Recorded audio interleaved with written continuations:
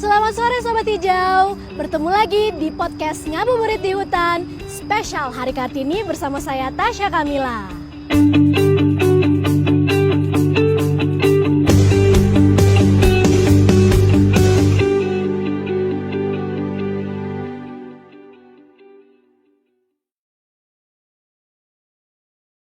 Sobat Hijau, sambil nungguin waktu berbuka nih, aku pengen ngajak Sobat Hijau buat ngabuburit yang berfaedah karena kita di sini bakalan ngobrolin berbagai isu soal lingkungan hidup dan kehutanan.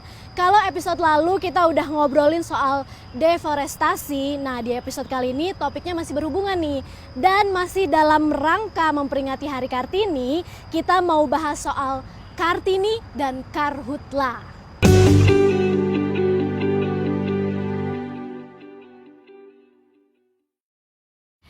Sebelumnya Tasya juga mau ngucapin selamat Hari Kartini buat perempuan dimanapun kalian berada, kalian semua hebat-hebat. Tentunya Ngabuburit di Hutan kali ini akan menghadirkan dua Kartini masa kini yang berani speak up, berbicara dan bertindak untuk perlindungan hutan.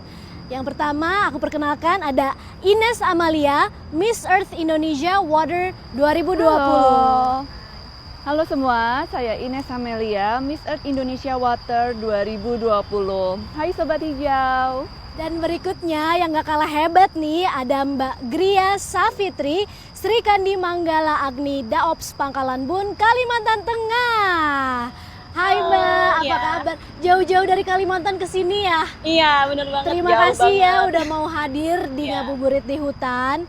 Nah, sebelum ngobrol lebih jauh lagi nih Sobat Hijau, sebagai informasi dalam proses produksi dan syuting podcast ini, kami telah melakukan protokol kesehatan dan tes antigen untuk mencegah penularan COVID. Semoga kita semua selalu berada dalam lindungan Allah Subhanahu wa taala dan kita semua selalu sehat ya. Amin. Baiklah, seperti yang tadi di awal udah sempat disebutkan, episode kali ini kita akan membahas soal Karhutla atau kebakaran hutan dan lahan. Jadi Karhutla, kebakaran hutan dan lahan. Waduh, topiknya panas nih ya, kan kebakaran ya, panas gitu. Tapi biar ngabuburit kita tetap adem, kita tanya dulu nih sama para narasumber kita yang gak cuman menyejukkan mata aja ya, tapi juga menyejukkan hati. Yang pertama aku pengen tanya dulu nih sama Ines. Sebagai Miss Earth, pernah gak sih ditugasin masuk ke hutan gitu? Nah kebetulan banget nih, aku tuh dulu kuliah di Bandung. Nah Bandung kan masih hijau banget kan ya, masih asri banget. Nah aku tuh dulu sering banget main ke hutan Juanda Raya. Itu tuh kayak enak banget tempatnya. Nah tapi sebagai Miss Earth Indonesia tentunya kita juga sebagai generasi milenial ya harus banget concern tentang alam di Indonesia. Nah tapi aku seneng banget nih Tas, soalnya sekarang berita-berita tentang Karhutla tuh udah semakin berkurang. Kamu setuju gak sih? Iya kan? Jadi sekarang tuh beritanya udah semakin jarang dan udah gak ada tuh protes-protes dari tetangga sebelah tentang asap dari Indonesia. Hutan Indonesia menurut kamu kayak gimana sih? Nah Indonesia tuh kayaknya kaya banget ya sama perhutanannya, kaya dengan alam. Nah di sini tugas kita nih sebagai generasi milenial, terutama sebagai Miss Earth buat lebih menyuarakan tentang pentingnya keindahan alam di Indonesia. Nah buat kali ini khusus nih kita akan concern buat bahas mengenai Karhutla ini.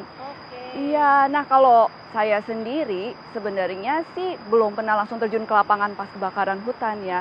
Dan denger-denger sih sekarang juga udah jarang sih berita tentang Karhutla, ya kan? Kamu setuju nggak? Nah itu dia tuh yang mau kita bahas lagi juga nih. Gimana sih sebenarnya update tentang kebakaran hutan dan lahan di Indonesia. Untuk itu kita mau tanya-tanya juga nih sama Mbak Gria yang udah biasa turun langsung ke lapangan, terjun langsung ke lapangan, yang merupakan seorang Manggala Agni. Buat Sobat Hijau yang belum tahu nih Mbak Gria, sebenarnya Manggala Agni itu tuh apa sih? Boleh dijelasin nggak? Nah, Manggala Agni itu adalah Brigadir Pengendalian Kebakaran Hutan dan Lahan di Indonesia. Jadi, Manggala Agni itu dibentuk oleh Direktorat Kehutanan pada tahun 2003. Jadi, fungsinya adalah melakukan pencegahan dan tugas utamanya ada 3. Yang pertama, pengendalian, pemadaman, dan penanganan pasca kebakaran. Kalau Mbak Gria sendiri udah dari berapa lama nih menjadi Manggala Agni? Sejak tahun 2016 saya bergabung dengan Manggala. Wah, keren banget ya. Jadi udah berapa tahun tuh? 5 5 tahun. tahun. Keren banget ya. Emang dari semua pekerjaan yang ada, kenapa pilihnya jadi Manggala Agni? Kan itu pekerjaan yang lumayan beresiko ya. Iya benar. Turun ke hutan, kena terik panas matahari, harus berurusan dengan api. Sebenarnya apa sih yang menjadi motivasi atau yang mendasari keputusan Mbak Gria ini untuk jadi Manggala Agni? Kayaknya saya tuh suka tantangan ya Mbak Tasya, apalagi di tahun 2015 itu ada kebakaran hutan dan lahan yang cukup hebat ya, sampai kita mengirimkan asap ke negara tetangga waktu itu ya. Jadi saya termotivasi dari situ ingin bergabung dengan Manggala Agni. Keluarga gimana tanggapannya? Deg-degser atau mereka ya udahlah ikhlas? Begitu keluar dari rumah sudah milik alam semesta gitu. Nggak dong, kalau misalkan orang tua tuh awal-awal masuk ya sedikit khawatir karena mayoritas di kantor itu laki-laki semua. Jadi agak sedikit khawatir, takut anaknya kenapa-napa, apalagi masuk hutan sama laki-laki gitu kan ya. Tapi semakin kesini orang tua sih setuju menerima kalau misalkan anaknya bekerja di Manggala Agni, melakukan sesuatu yang baik lah ya untuk menjaga hutan Indonesia. Dan tentunya walaupun banyak bekerja dengan laki-laki tapi semua saling bahu-membahu dan Iya benar banget. di Manggala Agni pastinya kompak dan saling melindungi satu sama lain Iya ya. kompak. Keren banget ya, bener-bener deh nih dua narasumber kita definisi Kartini masa kini. Nah pastinya Sobat Hijau juga makin kepo kan soal Manggala Agni dan juga soal isu kebakaran hutan dan lahan di Indonesia. Makanya kita simak dulu yuk tayangan berikut ini.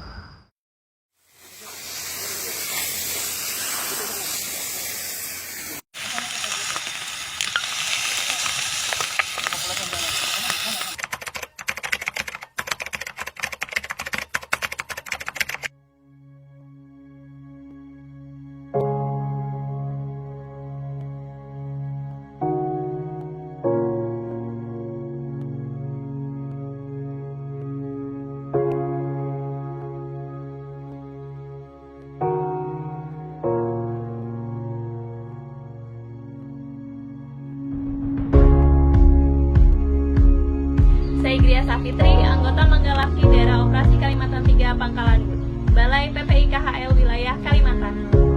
Saya bergabung dari tahun 2016 hingga saat ini, dan keseharian saya sebagai operator monitoring hotspot dan thermal CCTV kamera. Nama saya Febriana, biasa dipanggil Theo, merupakan salah satu anggota TRC BPBD Kabupaten Betawi Barat dan bergabung sejak tahun 2018 hingga sekarang.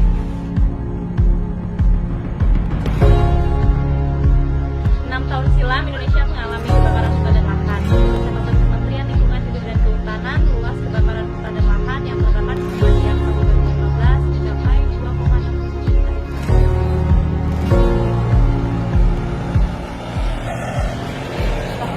Tahun 2015, di daerah saya telah terjadi kebakaran hutan dan lahan. Pemadaman gabungan dilakukan baik dari relawan maupun dari pihak pemerintah termasuk BPBD Kabupaten Betawi Barat. Nah, dari kejadian itu membuat semangat Kartini saya untuk menjaga lingkungan Betawi. Kebakaran hutan dan lahan tidak sekedar menghanguskan pepohonan dan merusak ekosistem hutan, tetapi juga menimbulkan maraknya penyakit pernapasan dan iritasi akibat terpapar kabut asap. Hal ini membuat saya termotivasi untuk bergabung di Manggala Agni untuk menjaga lingkungan. Semangat Kartini masa kini yang menginspirasi versi saya, perempuan Indonesia yang hebat dan tangguh, yang berani memilih profesi pendidikan di bidang apa saja untuk selalu produktif dan berkarya serta mengeksplor dirinya untuk menggapai cita-cita. Semua perempuan memiliki kesempatan yang sama untuk menentukan pilihannya sendiri, bukan pilihan atau paksaan dari orang lain. Semangat Kartini ini menjadi motivasi bagi saya agar jangan mudah menyerah untuk berinovasi dan menentukan pilihan hidup. Kita sebagai perempuan Indonesia tidak boleh menyerah dan terus melangkah serta berjuang. Peduli terhadap sekitar, terutama lingkungan dan langit biru negeri. Selamat Hari Kartini untuk seluruh perempuan hebat dan tangguh. Mari bangkit dan gelorakan semangat Kartini masa kini. Wow, keren banget ya kerja dari Manggala Agni, bikin kita makin bangga deh sama Manggala Agni. Kita kasih tepuk tangan dong. Oke, tadi kan juga sempat dibahas ya tentang isu karhutla. Kalau berdasarkan fakta di lapangan gitu ya Mbak Gria, aku pengen tanya deh, sebenarnya kebakaran hutan itu tuh apa sih penyebabnya? Apa melulu karena seperti yang diberitakan ya, ada pembukaan lahan yang tidak bertanggung jawab gitu, makanya bisa jadi kebakaran? Penyebab karhutla itu ada 2 faktor ya, ada faktor alam dan faktor lingkungan. Jadi faktor alamnya itu terjadi karena api dari petir, kemudian ada gunung berapi dan minyak bumi. Dan yang kedua adalah faktor manusia, dan faktor manusia itu adalah yang paling mengerikan. Ya benar banget tadi dari pembukaan lahan. Jadi sebenarnya ya Mbak Tasya, kalau misalkan kita membuka lahan ada cara yang lebih baik. Misalnya pembukaan lahan, kemudian bekas-bekas sisa-sisa dari pembukaan tersebut kita bikin menjadi kompos. Oh Jadi gitu. lebih aman. Jadi nggak cuma di rumah doang tuh guys composting ya. Kan biasanya kalau di rumah kayak aku, Ya. sampah organiknya dibuat jadi kompos. Ternyata Ya, untuk pembukaan lahan pun seperti itu ya. Ya. Jadi gimana tuh caranya supaya orang-orang bisa lebih bertanggung jawab nih dalam membuka lahan? Sebenarnya apa yang harus dilakukan gitu? Sebenarnya kami dari Manggala Agni sudah melakukan sosialisasi dan penyuluhan penyadartahuan kepada masyarakat sekitar untuk memberikan informasi. Kami juga memberikan penyadartahuan kepada masyarakat tentang bahaya dan dampak dari karhutla. Oke, jadi sosialisasi terus dilakukan ya. Iya, ke kita juga warga ada sekitar. patroli terpadu dan patroli mandiri. Kalau gitu. patroli terpadu itu kita melibatkan TNI, Polri, dan masyarakat. Durasinya juga selama 30 hari berturut-turut. Oh gitu, 30 hari berturut-turut nggak pulang tuh Mbak? Pulang dong. Kirain di hutan terus 30 hari ya. Oke, keren banget. Berarti upaya-upaya pencegahan juga udah dilakukan. Kalau sudah terjadi ya kebakaran hutan itu sendiri, gimana tuh kerja keras dari Manggala Agni dalam memadamkan api? Seperti apa sih? Bisa diceritain nggak sih pengalamannya? Jadi kalau misalkan ada kebakaran, kita pertama melakukan ground check dulu. Jadi ada teman-teman yang melakukan ground check lapangan bahwa memastikan ada api atau tidak. Dan kalau misalkan memang terjadi kebakaran, teman-teman di lapangan akan mengumpulkan data tentang lokasi, akses jalan, sumber air, kemudian tipe api juga. Jadi kita di Daop menerima informasi dari lapangan, kemudian bersiap untuk melakukan pemadaman.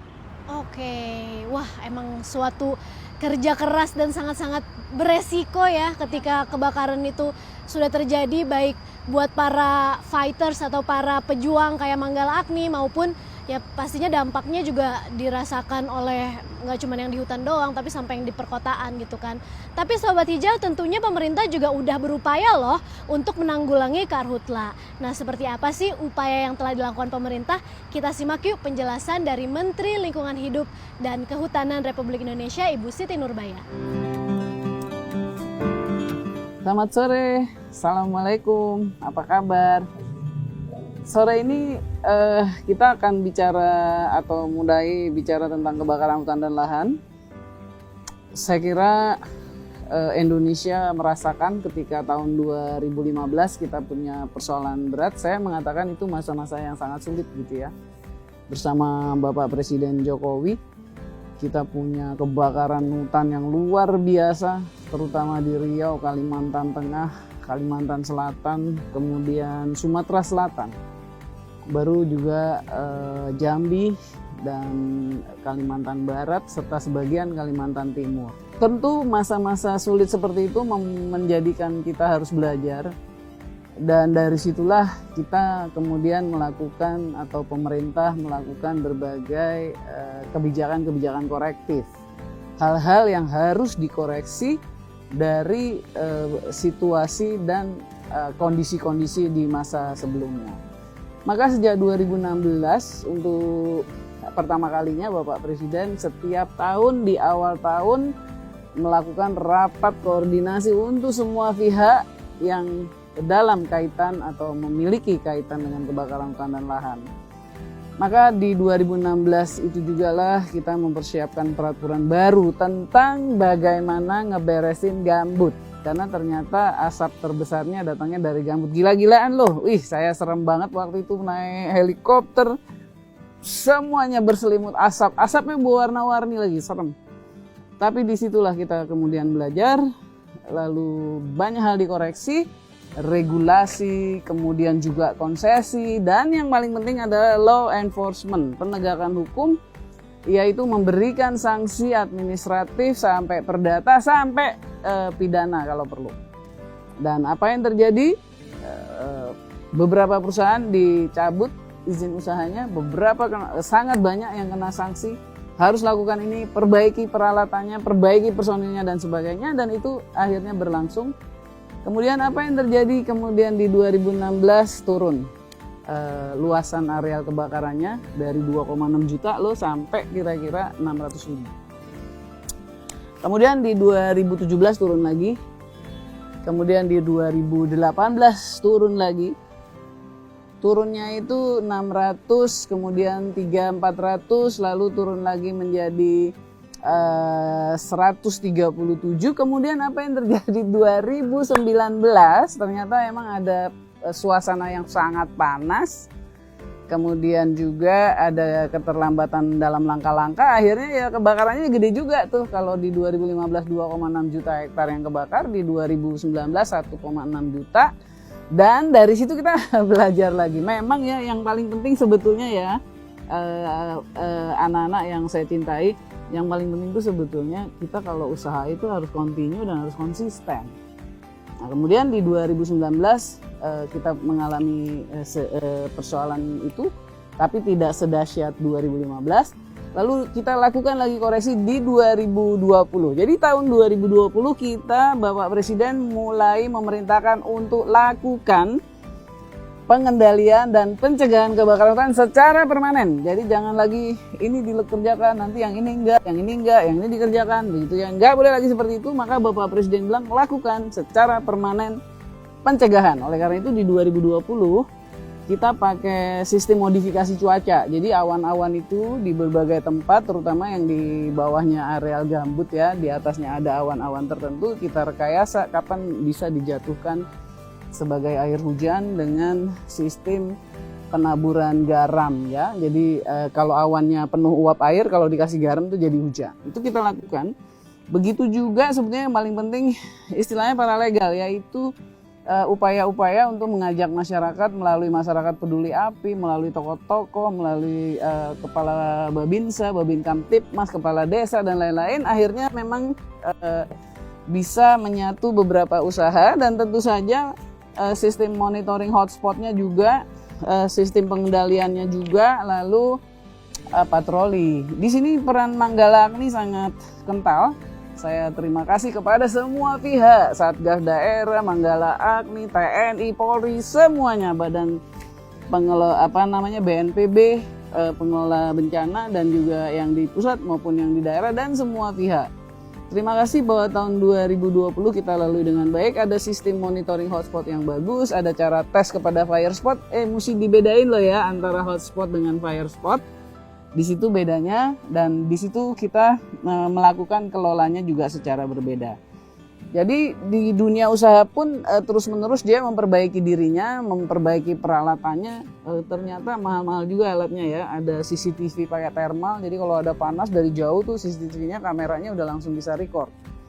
Jadi perusahaan itu punya tanggung jawab beberapa kilometer dari batas akhir areal dia. Jadi kita ajak semua untuk mengatasi karhutla ini. Akhirnya apa yang terjadi di 2020, hotspotnya menurun sangat jauh, lebih dari 80%. Area terbakarnya juga sangat jauh, dari 1,9 juta jadi 290.000. Dan akhirnya apa yang terjadi juga, karbon emisinya juga menurun jauh. Kalau di 2015 kira-kira 900.000 lebih. Kemudian kalau di 2020 ini di 2015 ya, 2015 900.000 lebih, 980 juta ton lebih. Kemudian di 2020 ini hanya sekitar kira-kira 40 juta. Jadi jauh ya bedanya ya. Artinya apa? Artinya mari kita tangani satu persoalan itu secara penuh, kontinu, konsisten, dan tentu saja berlandaskan ilmu pengetahuan. Jangan lupa ini berkaitan dengan Hari Kartini, saya juga punya tim perempuan loh. KLHK tuh punya tim perempuannya jago-jago. Ada yang bisa setir ultralight. Ultralight itu pesawat kecil yang bisa motret landscape. Itu ada loh pilotnya perempuan. Ada lagi yang Manggala Agni yang perempuan, jago-jago, hebat-hebat, dan muda-muda. Selamat Hari Kartini. Jadilah Kartini yang nyata, bermanfaat, berguna bagi masyarakat. Selamat Hari Kartini. Yuk, 2020 kita, atau terutama Riau, bebas asap. 2020 itu serem, terutama di provinsi-provinsi tertentu. Karena bayangin ya, ada COVID, kemudian terus ada kebakaran. Coba kalau terjadi sekaligus dua-duanya, apa nggak serem? Itu istilahnya duet maut. Dan alhamdulillah, terima kasih, kita bersyukur pada Tuhan. Terima kasih pada semua, itu bisa dilewati dengan baik. Silakan dielaborasi ya, nanti banyak teman, apakah yang dari KLHK juga ahli dari pihak lain. Jangan lupa terus bersama KLHK ngabuburit di hutan. Makasih, wassalamualaikum. Nah, tuh kan Sobat Hijau, bahkan ada teknologinya nih, teknologi modifikasi cuaca buat menanggulangi karhutla. Pokoknya semoga upaya-upaya yang dilakukan baik oleh pemerintah, Manggala Agni, dan kita bersama bisa lancar, bisa berhasil, dan kita Indonesia ini terhindar dari karhutla. Amin. Oke, sekarang aku ke Ines. Sebagai Miss Earth nih, ada tugas spesifik nggak sih soal hutan atau kebakaran hutan? Kalau Miss Earth sendiri, sebenarnya kan kita udah kerjasama dengan KLHK tuh dari lama banget ya, udah dari beberapa tahun yang lalu. Dan tentunya saya sekarang sebagai Miss Earth Indonesia Water 2020 meneruskan nih generasi saat ini, terutama juga sebagai perwakilan generasi milenial. Kita kan juga penting banget nih tadi menggunakan medsos kita dengan baik, menggunakan platform yang kita punya dengan baik. Salah satunya dengan menyuarakan mengenai karhutla ini. Karena penting banget nih, karena sering banget kan kita kayaknya aduh nggak terhubung nih, jauh banget kayaknya udah di Sumatera apa di Kalimantan, kayaknya nggak ada hubungannya deh. Nah tapi kan kita sebenarnya hidup kan dari, kita nafas dari oksigen nih. Dan oksigen, penghasil oksigen terbesar itu berasal dari hutan. Kalau hutan kita habis, nanti lama-lama kita juga nggak bisa hidup oksigen lagi dong, jadi sesak nafas, ya kan? Nah jadi kita harus banget nih bersuara dan mengampanyekan tentang pentingnya menjaga hutan kita. Itu banget tuh yang pengen aku tanyain. Gimana sih nih kita sebagai millennials yang mungkin nggak secara langsung tinggal ataupun dekat dengan hutan, tapi kita juga pengen ikut menyuarakan, ikut berpartisipasi. Dari kamu sendiri ada nggak sih kira-kira ide ataupun caranya gimana kita kalau mau ikutan bertindak dan paham soal isu karhutla? Sebagai milenials nih, tentunya tadi selain melalui platform media sosial, penting banget buat milenials tuh tahu berita dan fakta-fakta yang benar. Jadi nggak gampang terpancing hoax, karena kan sekarang apalagi udah Instagram cuma tinggal ngetik.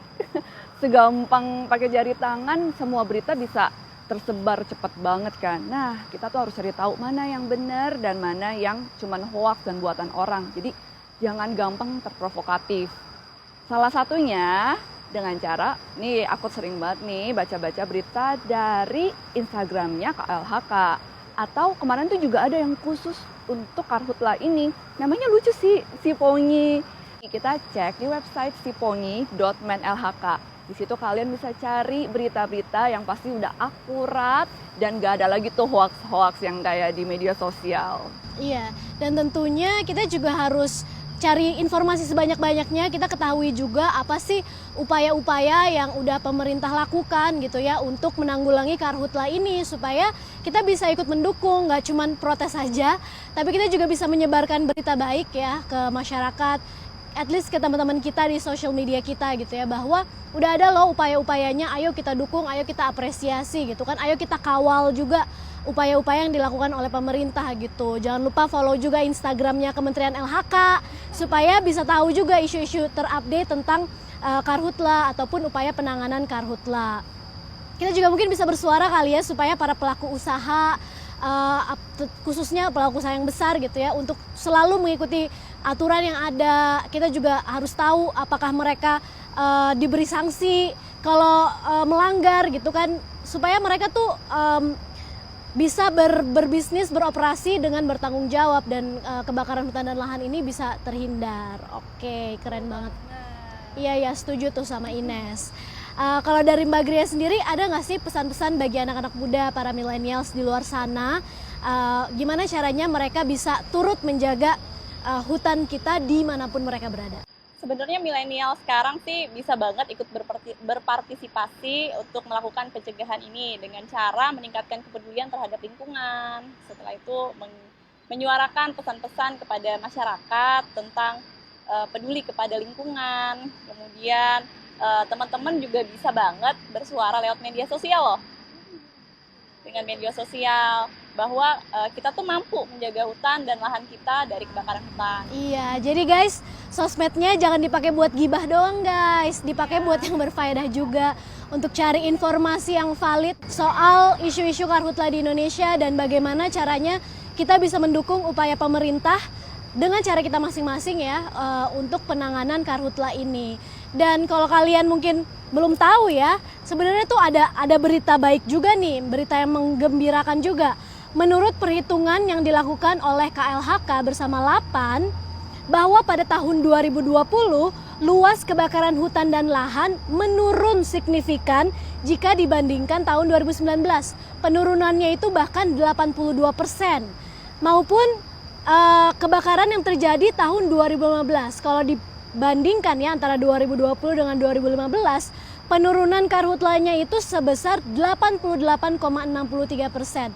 Tuh kan, jadi emang kita tuh nggak setiap tahun selalu ada kejadian yang heboh gitu kan, dan bisa dilihat trennya pun menurun gitu. Tentunya itu karena usaha dari pemerintah dan juga dari Manggala Agni seperti Mbak Gria ini. Jadi harus kita apresiasi dengan sebaik-baiknya.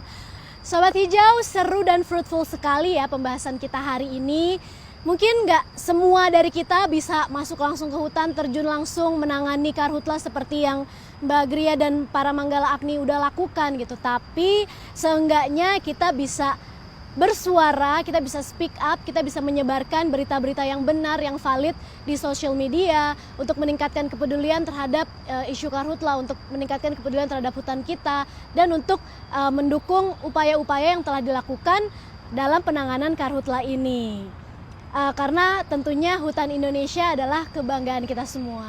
Saya ucapkan terima kasih kepada Menteri LHK, Dirjen Pengendalian Perubahan Iklim, Direktur Pengendalian Kebakaran Hutan dan Lahan, Kepala Balai PPI Wilayah Kalimantan, Kepala Daop Kalimantan 3, Pangkalan Bun, dan seluruh Manggala Agni Patriot Indonesia. Wah, semangat Manggala Agni! Oke, tentunya kita semua punya peran masing-masing ya untuk melindungi hutan di Indonesia dan untuk membawa kebaikan bagi bumi kita ini sebagaimana yang telah tercantum di surat Al-Qasas ayat 77, dan carilah pada apa yang telah dianugerahkan Allah kepadamu kebahagiaan duniawi dan berbuat baiklah kepada orang lain sebagaimana Allah telah berbuat baik kepadamu, dan janganlah kamu berbuat kerusakan di muka bumi. Sesungguhnya Allah tidak menyukai orang-orang yang berbuat kerusakan. Nauzubillah min dzalik, semoga kita bukan termasuk orang-orang yang membuat kerusakan ya. Semoga kita bisa menjadi penyejuk ataupun kita bisa menjadi solusi bagi isu-isu yang terjadi di bumi kita ini, di hutan Indonesia juga. Tentunya lestarikan lingkungan dan hutan Indonesia. Sobat Hijau, nggak kerasa nih bentar lagi kita udah mau berbuka. Terima kasih semuanya sudah bergabung dan sudah menyimak podcast Ngabuburit di Hutan pada hari ini. Terima kasih untuk Ines dan juga Mbak Gria yang telah bergabung. Akhir kata, saya Tasya Kamila beserta Ines dan juga Mbak Gria pamit undur diri. Sampai jumpa di episode berikutnya. Wassalamualaikum warahmatullahi wabarakatuh.